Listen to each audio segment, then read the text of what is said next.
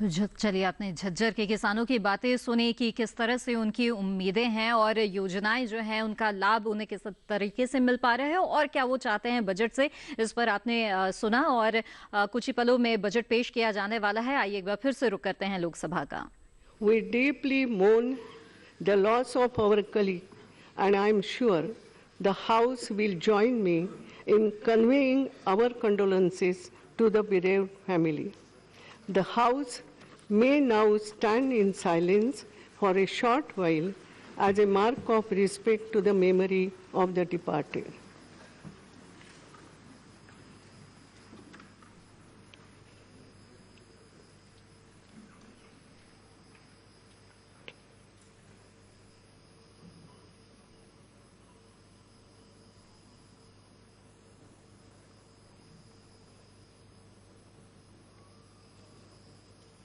Om Shanti. Honorable members, 1 minute. 1 minute, please. I know. First, let me declare something. Then आप बोल सकते हैं. मैं नहीं मना कर रही हूँ. Honorable members, please. दूसरा भी नहीं, वो नहीं कर रही हूँ. मैं जो बोल रहे, आपके मन में बात है वही. I will also. मैं भी आपकी, आप में से. Yeah. Honorable members, yes. आज मैं, yes, I am. Please. Honorable members, as you are aware, that in the event of death of a sitting member, the House is adjourned for the day as a mark of respect after obituary reference to the passing away of the member is made in the House. I would have adjourned the House for the day, but today's sitting has been specifically fixed by the Honorable President for presentation of the Union budget for the financial year 2017-18, which is a constitutional obligation. In view of this exceptional situation, the House may go ahead with the presentation of the Union budget for 2017-18. However, the House would not sit tomorrow as a mark of respect to the deceased person. So now, Honorable Finance Minister,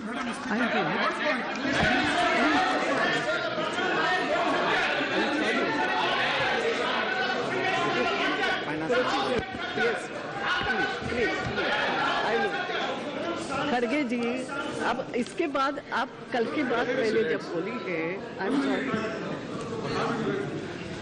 Madam Speaker. Yes, खड़गे जी, ऐसा होता नहीं है. You called me, I met you, and I requested you.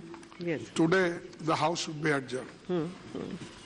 Because E. Ahmad is a very senior most leader this House and also in Kerala House.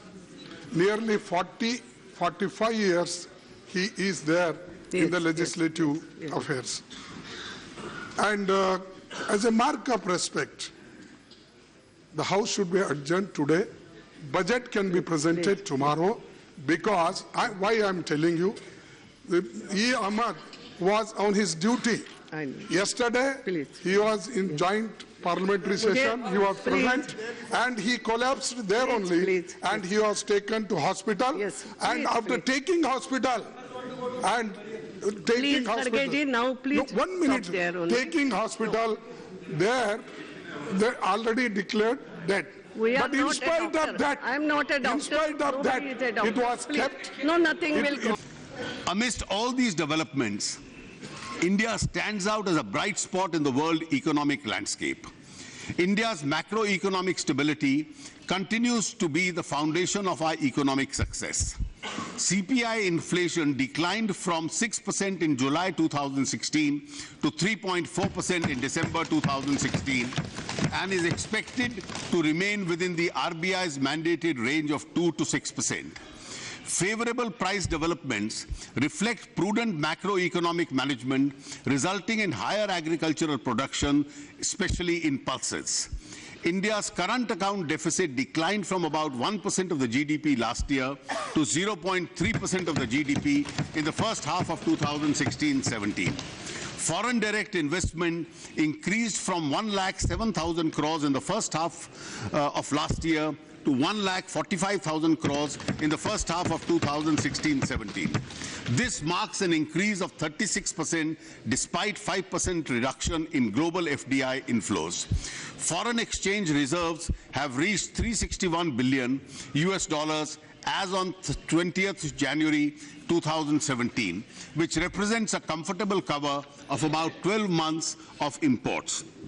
The government has also continued with the steady path of fiscal consolidation without compromising on public investment requirements of the economy. Externally, the economy successfully weathered a number of shocks: the redemption of the FCNR deposits, volatility from the US elections, and the Fed rate hike. According to the IMF, India is expected to be one of the fastest growing major economies in 2017. A number of global reports and assessments over the last 2 years have shown that India has considerably improved its policies, practice, and economic profile.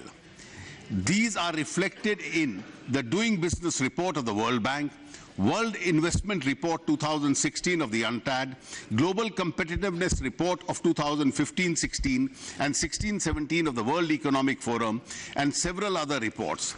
India has become the 6th largest manufacturing country in the world, up from the 9th position previously. We are seen as an engine of global growth.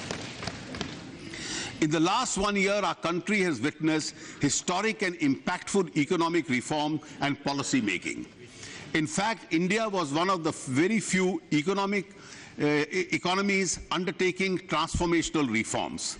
There are two tectonic policy initiatives, namely the passage of the Constitutional Amendment Bill for the GST and the progress for its implementation, and the demonetization of the high denomination banknotes. The advantages of the GST for our economy in terms of spurring growth, competitiveness, indirect tax simplification, greater transparency have already been extensively discussed in both houses of Parliament. I thank all members of both houses for having passed the Constitution Amendment unanimously. I also thank the state governments for resolving all the relevant issues in the GST Council. Demonetization of high denominational banknotes was a continuation of a series of measures taken by our government during the last 2 years.